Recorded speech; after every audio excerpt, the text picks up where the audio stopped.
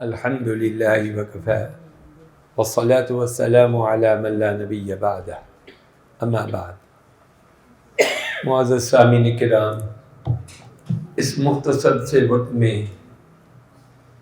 بھائی عبدالحنان صاحب جو باتیں کر رہے تھے مجھے سن کر شرمندگی ہو رہی تھی، اور میں کہہ رہا تھا کہ اے اللہ تو کتنا ستار ہے، کتنا تو پردہ پوش ہے کہ مجھ جیسے نالائق کے عیوب پر تو نے پردے ڈالے، اور آج کچھ لوگ حسن ظن فرماتے ہیں اور کچھ باتیں میرے متعلق کہتے ہیں، ورنہ من آنم کے من دانم۔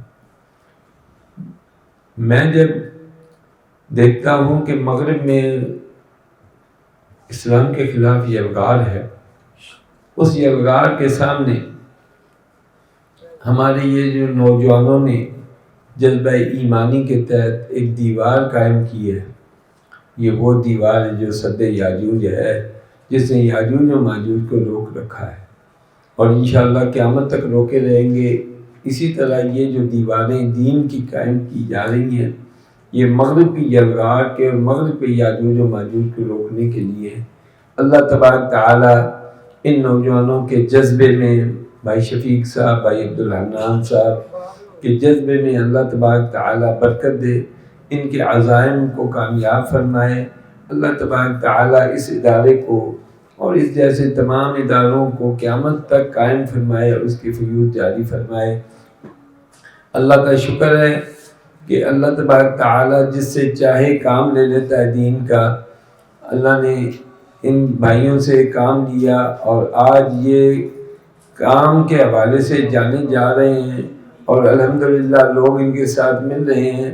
نبی علیہ السلام بھی مکے کے کفرستان میں اکیلے کھڑے ہوئے اور آپ کے ساتھ لوگ ملتے رہے۔ چند سال کی بات تھی کہ جب آپ کی یہ جدوجہد کا نتیجہ تھا کہ حجۃ الوداع میں 1,24,000 سرفروشان اور جانے سالان آپ کے ساتھ تھے۔